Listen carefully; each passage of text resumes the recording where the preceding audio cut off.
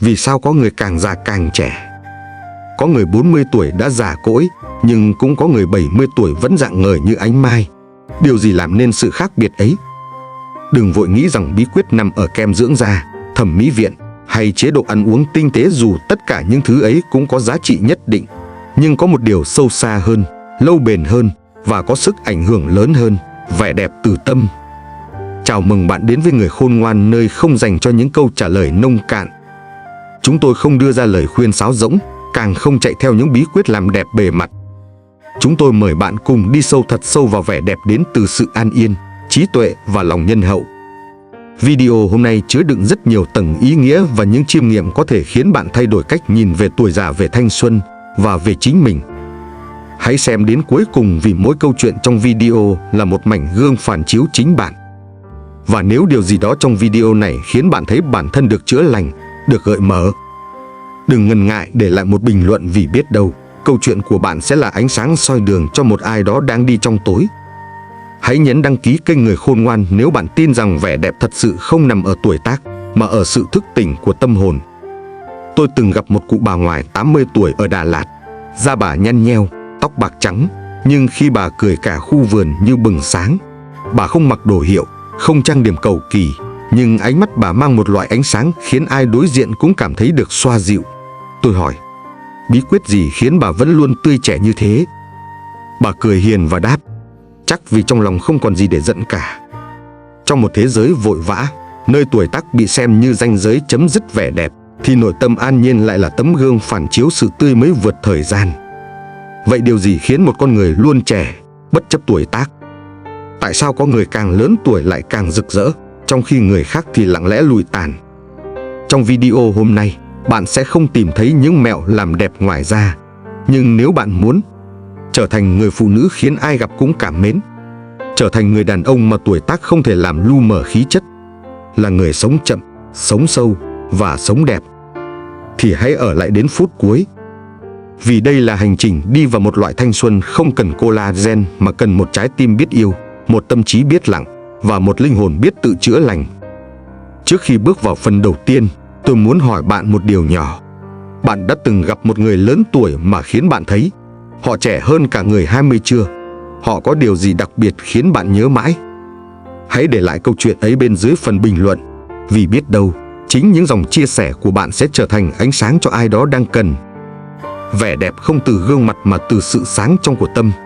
Có một câu nói mà tôi luôn ghi nhớ: tướng tùy tâm sinh. Nghĩa là diện mạo bên ngoài phản ánh trạng thái bên trong. Rất nhiều người đi tìm vẻ đẹp nơi gương soi nhưng không bao giờ tìm trong gương lòng. Họ quên rằng khi tâm hồn đẹp, mọi đường nét đều có khí chất riêng. Khi nội tâm sáng, gương mặt tự nhiên sẽ có hồn. Tôi nhớ một lần đến thăm một ngôi làng vùng cao. Ở đó có một người phụ nữ gần 60 tuổi, sống một mình trong căn nhà gỗ nhỏ giữa rừng. Bà chẳng có tiền, chẳng có ai để chăm sóc, nhưng mỗi sáng đều thức dậy từ rất sớm, ra sau nhà tưới cây, cho gà ăn, pha một ấm trà, rồi ngồi nhìn mặt trời lên qua khe núi. Lúc tôi gặp bà, tôi bất ngờ bởi đôi mắt của bà long lanh và sâu thẳm như mặt hồ tĩnh lặng. Dù làn da bà sạm nắng, khuôn mặt có những nếp nhăn hằn sâu theo thời gian, nhưng nét đẹp nơi bà là thứ không thể chụp ảnh mà lưu giữ. Nó đến từ sự hài lòng, từ niềm vui sống đơn sơ, từ một nội tâm đầy đủ không cần hơn thua.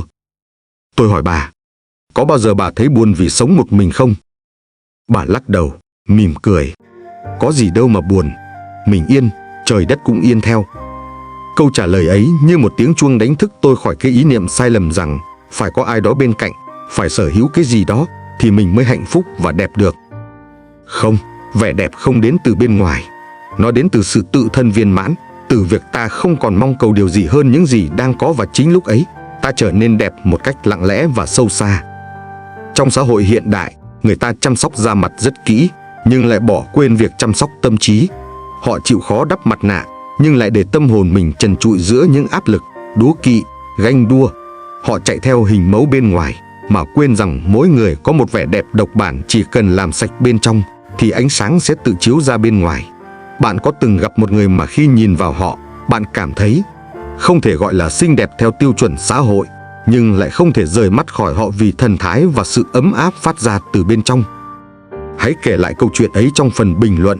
Đó có thể là người bà bạn từng sống cùng, một cô giáo cũ, hay chỉ là một người lạ trên đường, nhưng để lại dấu ấn khó quên. Khi tâm hồn mở rộng gương mặt hóa dịu hiền, có một sự thật kỳ lạ mà ít người để ý. Những người có trái tim rộng lớn thường mang một khuôn mặt rất dễ gần, không cần son phấn, không cần váy áo lộng lẫy, nhưng ánh mắt họ dịu dàng như ánh sáng cuối ngày, giọng nói họ mát lành như gió sớm, và nụ cười của họ mang lại cảm giác an toàn. Tôi từng làm việc trong một tổ chức thiện nguyện. Có một bác gái hơn 70 tuổi, ngày nào cũng đạp xe mấy cây số để đến trung tâm giúp đỡ người nghèo. Dáng người bà nhỏ bé, lưng hơi còng, nhưng ai cũng quý bà bởi một lý do rất giản dị. Ở gần bà, người ta cảm thấy nhẹ nhõm. Bà không nói nhiều, cũng không kể lể về những việc mình làm, nhưng trong cách bà nhìn người khác luôn có sự lắng nghe.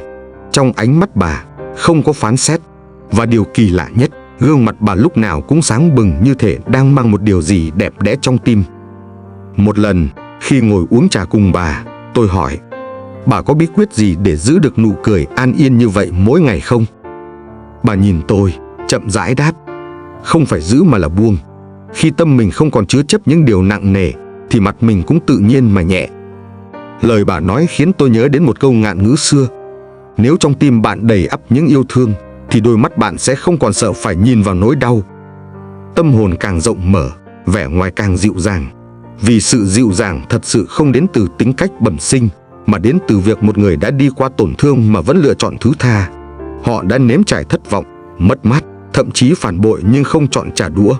Họ chọn để mọi thứ rơi xuống, để tâm hồn được thở. Và đó là lúc gương mặt họ đẹp lên một vẻ đẹp không thể định nghĩa, không thể photoshop, không cần chứng minh. Chỉ cần ở cạnh họ, ta thấy lòng mình bớt lạnh. Bạn có từng trải qua một giai đoạn trong đời mà bạn học được cách buông bỏ, và từ đó, tâm trí bạn trở nên nhẹ nhàng hơn, gương mặt bạn rạng rỡ hơn. Hãy để lại câu chuyện ấy.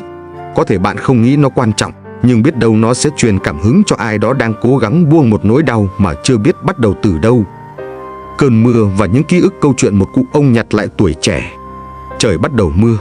Một cơn mưa đầu hạ, dịu nhẹ và bất chợt, đổ xuống mái ngói cũ trong ngõ nhỏ của tôi. Mùi đất, mùi cỏ ướt, tiếng gió hòa cùng tiếng mưa như gõ nhịp vào ký ức. Có một điều thật lạ, mỗi khi trời mưa, lòng người ta dễ mềm đi, dễ nhớ về những điều đã qua, về thời tuổi trẻ vừa rực rỡ vừa vụng dại. Hồi còn nhỏ, tôi từng nghĩ khi lớn lên, chắc mình sẽ trở nên cứng rắn, không còn dễ khóc vì một câu nói, một cơn mưa hay một chuyện cũ nữa. Nhưng hóa ra, những người lớn tuổi mà tôi gặp lại là những người dễ xúc động nhất. Không phải vì họ yếu đuối, mà bởi họ đã sống đủ lâu để hiểu những cơn mưa dù ngoài trời hay trong lòng đều cần thiết để thanh lọc tâm hồn. Tôi nhớ mãi một cụ ông hàng xóm tên Minh. Năm ấy ông đã ngoài 70, sống lặng lẽ cùng một chú chó nhỏ bên thềm nhà cũ. Ngày nào ông cũng ngồi đọc sách dưới tán cây bàng trước ngõ, hoặc đôi khi chỉ đơn giản ngắm nhìn những chiếc lá rơi. Một ngày nọ, trời mưa lớn, tôi thấy ông đứng dưới mái hiên, tay cầm chiếc ly trà nóng, mắt nhìn xa xăm. Hỏi ra mới biết, mưa khiến ông nhớ về thời trẻ khi còn là một chàng trai tràn đầy hoài bão, từng yêu say đắm một cô gái trong làng nhưng vì biến cố mà lạc mất nhau. Ông Minh không kể chuyện đời mình bằng sự bi lụy, mà với sự biết ơn. Ông bảo, mưa là mình nhớ, và cũng giúp mình quên. Nhớ để biết mình đã từng sống trọn vẹn, và quên để lòng không còn vướng bận. Có lần, tôi hỏi, ông có bao giờ muốn quay lại tuổi trẻ không? Ông cười, nhấp một ngụm trà, nói, không. Cái đẹp nhất của tuổi trẻ là nó trôi qua để mình biết quý từng ngày còn lại. Thay vì tiếc nuối, tôi học cách nhặt lại tuổi trẻ trong những cơn mưa. Cứ để lòng mềm ra, rồi lại sống tiếp. Câu chuyện của ông Minh khiến tôi nhận ra, tuổi trẻ thật sự không nằm ở số năm tháng, mà nằm ở khả năng làm mới lại cảm xúc, biết nâng niu ký ức, biết để cho lòng dịu xuống khi cần. Người biết để tâm hồn mình được mưa rửa sẽ mãi mãi không già, vì mỗi lần như thế, tâm hồn họ lại một lần hồi sinh. Có bao giờ bạn cảm thấy một cơn mưa đã giúp mình nhẹ lòng, hoặc khiến bạn nhớ về một ký ức nào đó đặc biệt, rồi sau đó, bạn thấy mình trẻ ra một chút? Bạn có thể chia sẻ khoảnh khắc ấy, để biết đâu, có ai đó đang đọc sẽ nhận ra họ cũng không đơn độc trong hành trình nhặt lại tuổi trẻ của mình. Tuổi già không phải là kết thúc mà là bắt đầu của tu dưỡng. Trong xã hội hiện đại, có một quan niệm đã ăn sâu vào tâm trí nhiều người. Tuổi già là lúc sức tàn lực kiệt, là khúc cuối của một bản nhạc đời, là khoảng thời gian phải chờ đợi. Nhưng nếu nhìn sâu hơn, ta sẽ thấy tuổi già không phải là đoạn kết mà là cánh cổng mở ra một hành trình mới, hành trình của tu dưỡng, của trưởng thành sâu sắc. Có một câu nói trong triết học phương Đông: 30 tuổi lập thân, 40 tuổi lập nghiệp, 50 tuổi biết mệnh, 60 tuổi thuận theo, 70 tuổi mới thật sự tự tại. Tự tại không phải là khi không còn việc để làm, mà là khi đã làm xong đủ việc cần làm và bắt đầu quay về làm việc với chính mình. Tôi nhớ có lần đến thăm một người bạn cũ. Mẹ anh, một người phụ nữ đã ngoài 75 tuổi, đang ngồi trong vườn đọc sách Phật. Trên bàn là một ấm trà nóng và vài cuốn nhật ký tự viết. Bà không than vả, không trách đời, chỉ đơn giản sống mỗi ngày như một người đang tu hành giữa đời thường. Bà nói: từ lúc không còn bận lo cho chồng con, tôi mới thật sự có thời gian để quay lại nuôi dưỡng chính mình. Bà không dùng mạng xã hội, nhưng mỗi sáng bà viết một đoạn ngắn chia sẻ với chính mình về những điều đã hiểu, những điều còn vướng, những ơn lành nhỏ mà trước đây không kịp thấy. Tôi hỏi: có bao giờ mẹ thấy buồn vì già đi không? Bà lắc đầu, cười nhẹ: không con ạ. Nếu mình không lớn tuổi đi thì làm sao mình có thể hiểu được bao điều quý giá đã từng trôi qua. Sự tu dưỡng không phải là việc của riêng người lớn tuổi, nhưng tuổi già chính là cơ hội vàng để ta sống sâu hơn, sống chậm lại, nhìn kỹ vào tâm hồn mình mà trước đó ta từng bỏ quên. Ở tuổi đôi mươi, người ta sống để chạy. Ở tuổi 30, sống để đạt. Ở tuổi 40, sống để giữ. Nhưng đến tuổi 60 là lúc sống để hiểu. Hiểu chính mình, hiểu nhân tình, hiểu vũ trụ. Và chính khi hiểu, ta bắt đầu tỏa sáng theo một cách không còn cần đến ánh đèn ngoại hình. Nếu bạn đang ở tuổi trung niên hay lớn tuổi, hãy chia sẻ một điều mà bạn thấy mình bắt đầu thấu hiểu hơn kể từ khi bước qua tuổi 50. Đó có thể là một bài học, một sự buông bỏ, hay một nhận thức khiến bạn sống nhẹ hơn, sâu hơn.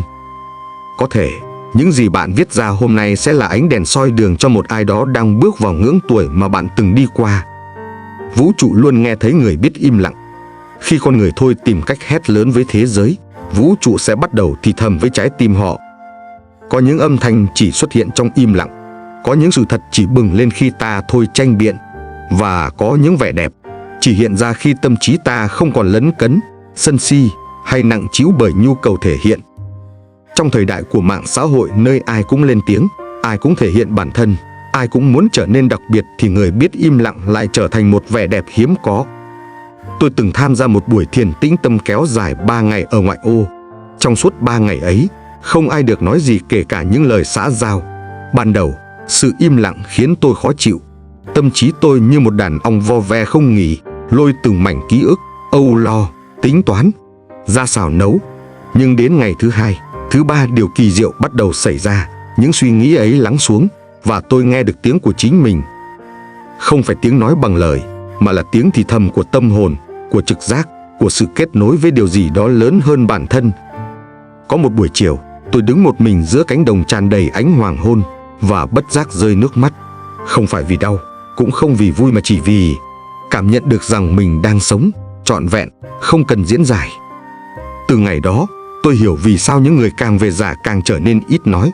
Không phải vì họ cạn lời, mà vì họ đã nhìn thấy đủ, đã hiểu đủ, và không còn nhu cầu phải chứng minh điều gì nữa. Họ không nói về lòng tốt, họ chỉ lặng lẽ làm điều tốt. Họ không rao giảng đạo đức, họ chỉ sống tử tế. Và khi họ xuất hiện, người khác tự nhiên thấy an lòng. Câu nói tôi muốn gửi tặng bạn trong phần này là: im lặng không phải là sự thiếu vắng lời nói, mà là một trạng thái tâm hồn đã vượt qua nhu cầu được nghe chính mình vang lên. Bạn có từng trải qua khoảnh khắc nào trong im lặng mà bạn cảm thấy bình yên một cách sâu sắc, như thể được chữa lành từ bên trong? Hãy chia sẻ khoảnh khắc ấy, bởi đôi khi những điều lớn lao nhất không đến từ tiếng ồn mà từ sự lặng thinh được lắng nghe. Sự trẻ trung từ người sống thuận tự nhiên. Câu chuyện cô gái 60 tuổi trồng hoa. Khi bạn sống đúng nhịp với thiên nhiên, bạn không chống lại thời gian, bạn đi cùng với nó. Có một kiểu người, dù không cố gắng để trẻ, họ vẫn luôn trẻ. Không phải do ghen tốt, cũng không nhờ mỹ phẩm đắt tiền, mà vì họ sống thuận theo lẽ tự nhiên, không cưỡng cầu, không gồng lên để chứng tỏ điều gì, và cũng chẳng cố chạy đua với tuổi tác. Tôi đã từng gặp một người phụ nữ như thế.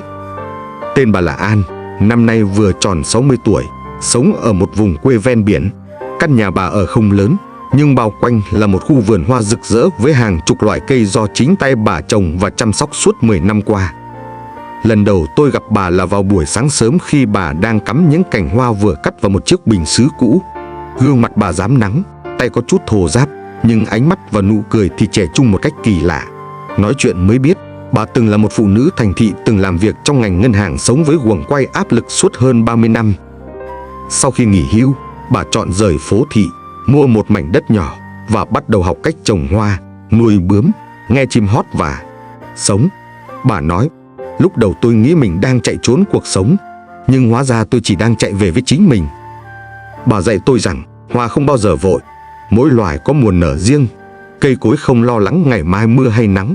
Mọi thứ trong tự nhiên đều biết lúc nào nên nở, lúc nào nên tàn và đều đẹp trong thời khắc của mình. Bà không còn son phấn, không theo xu hướng thời trang. Nhưng khi bà bước ra vườn, giữa ánh nắng ban mai và cánh bướm bay quanh, tôi đã hiểu thế nào là vẻ đẹp sống động của một người hòa cùng nhịp thở đất trời. Câu nói triết lý tôi muốn gửi gắm trong phần này là: người sống thuận theo tự nhiên không chỉ kéo dài tuổi thọ mà còn kéo dài tuổi trẻ trong tâm hồn. Bởi khi bạn không chạy theo ai, không tranh giành điều gì, không cưỡng ép cuộc đời phải theo ý mình, bạn sẽ dần dần trở về trạng thái nguyên sơ của sự an nhiên, nơi mà tuổi tác không thể đánh bại vẻ đẹp từ bên trong. Nếu có một khoảnh khắc nào đó bạn cảm thấy mình đang sống đúng với nhịp tự nhiên, dù chỉ là chăm cây, nấu một bữa ăn tỉ mỉ, hay đơn giản là ngồi nghe tiếng mưa rơi, hãy chia sẻ nó. Đó không chỉ là điều nhỏ bé, mà có thể là chìa khóa giúp ai đó bắt đầu hành trình sống chậm để trẻ lâu. Người sống hòa hợp với tự nhiên không chỉ tồn tại mà sống vĩnh hằng trong sự an nhiên. Có những người không để lại ảnh chân dung trên giấy, nhưng gương mặt họ sống mãi trong ký ức người khác vì họ từng sống như một phần của đất trời.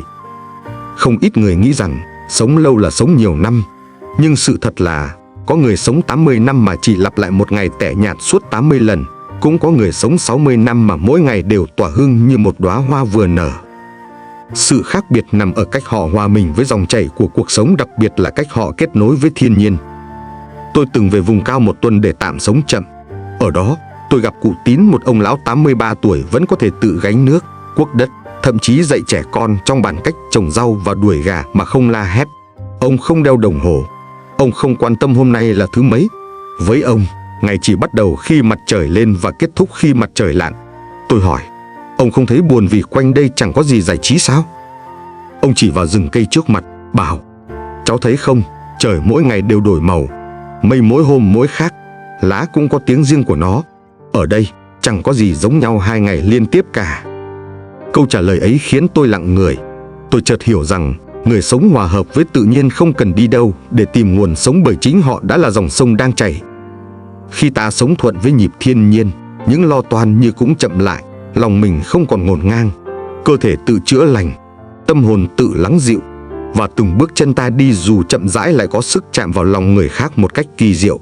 Câu nói triết lý tôi muốn khắc họa ở phần này là: người sống hòa với đất sẽ không bị chôn vùi, người sống thuận với trời sẽ không sợ thời gian. Họ không để lại quá nhiều dấu vết ồn ào, nhưng sự hiện diện của họ luôn khiến người khác thấy bình yên. Họ sống như một mùa đến rồi đi, không cần ồn ào, nhưng để lại mùi hương kéo dài mãi trong ký ức người khác. Bạn đã từng gặp ai đó dù rất bình dị, nhưng sự hiện diện của họ khiến bạn thấy dễ thở, nhẹ nhõm và muốn sống chậm lại. Hãy kể về người đó trong phần bình luận. Có thể họ chính là vũ trụ thu nhỏ trong đời bạn, và cũng có thể nhờ bạn kể, họ sẽ sống thêm một lần nữa trong lòng người khác. Lòng nhân ái và từ bi là lớp kem chống lão hóa mạnh nhất của nội tâm. Không có loại mỹ phẩm nào làm cho con người đẹp hơn lòng tốt, và không có món quà nào khiến người ta trẻ lâu hơn sự tử tế. Nhiều người hỏi, làm sao để trẻ lâu? Có bí quyết nào giữ thanh xuân không cần phẫu thuật hay collagen? Câu trả lời giản dị hơn ta tưởng. Hãy sống tử tế, hãy yêu người, hãy biết xót thương. Tôi từng gặp một cụ ông đã ngoài 90 tuổi, sống một mình nhưng ngày nào cũng nấu cơm, hái rau mang ra đầu ngõ để ai đó nghèo khó có thể ghé qua ăn no. Có người hỏi, ông làm vậy để được lên thiên đàng à? Ông cười, hiền như một đứa trẻ. Không, tôi làm vậy vì tim tôi thấy vui. Càng lớn tuổi, người ta càng hiểu, những điều khiến mình rạng rỡ nhất không phải là bộ quần áo đắt tiền, không phải mái tóc nhuộm đen hay làn da không nếp nhăn, mà là ánh mắt nhân từ, giọng nói nhẹ nhàng và trái tim không còn oán hận. Người có lòng nhân ái sẽ không để cuộc đời làm họ cứng lại. Họ để tình thương làm mềm gương mặt mình, làm ấm giọng nói mình, và làm dịu đi mọi vết xước vô hình trong những năm tháng đã qua. Lòng nhân ái không chỉ là hành động, nó là trạng thái sống. Khi bạn sống trong lòng từ bi, bạn không còn muốn làm tổn thương ai và cũng không muốn làm tổn thương chính mình. Và khi đó, nội tâm bạn tỏa sáng khiến bạn trẻ, dù tuổi đã cao. Câu nói triết lý kết thúc hành trình hôm nay. Khuôn mặt đẹp là món quà từ cha mẹ, nhưng gương mặt hiền lành, nhân hậu là món quà bạn tự trao cho chính mình qua từng lựa chọn sống mỗi ngày. Vẻ đẹp từ tâm không cần tranh giành, không cần giữ gìn. Vì khi tâm sáng, thân tự nhiên sẽ tỏa dạng. Khi lòng nhẹ, gương mặt tự nhiên sẽ rạng rỡ. Và khi yêu thương còn ở lại, tuổi xuân sẽ chưa từng rời xa bạn. Nếu video này khiến bạn xúc động hoặc gợi nhớ đến một người từng sống rất đẹp trong lòng bạn, hãy để lại lời kể, lời tri ân hoặc một cảm nhận nhỏ phía dưới. Biết đâu, nhờ những dòng chia sẻ ấy, một người lạ nào đó sẽ nhận ra họ cũng đang đẹp theo cách rất riêng mà họ chưa từng nhận ra. Bạn vừa đi qua một hành trình dài, không phải giữa rừng núi hay đại dương, mà là hành trình đi vào bên trong chính mình. Có thể bạn đã rơi nước mắt khi nghe về cụ bà ngồi cắm hoa dưới ánh nắng sớm. Có thể bạn chợt nhớ lại khoảnh khắc mình ngồi im trong cơn mưa và thấy lòng mình mềm lại.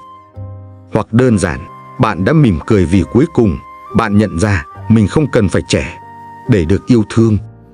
Thanh xuân không nằm trong làn da mà nằm ở một trái tim biết yêu mà không cần lý do. Nếu video này chạm đến bạn, hãy chia sẻ một điều nhỏ dưới phần bình luận. Chỉ một dòng thôi cũng đủ để chúng ta nhận ra trên thế giới này vẫn còn rất nhiều người đang chọn sống tử tế, chọn sống sâu và chọn sống đẹp. Và đừng quên đăng ký kênh Người Khôn Ngoan. Bởi ở đây chúng ta không dạy nhau làm sao để sống lâu, mà cùng nhau học cách sống có hồn, có chiều sâu và có ý nghĩa.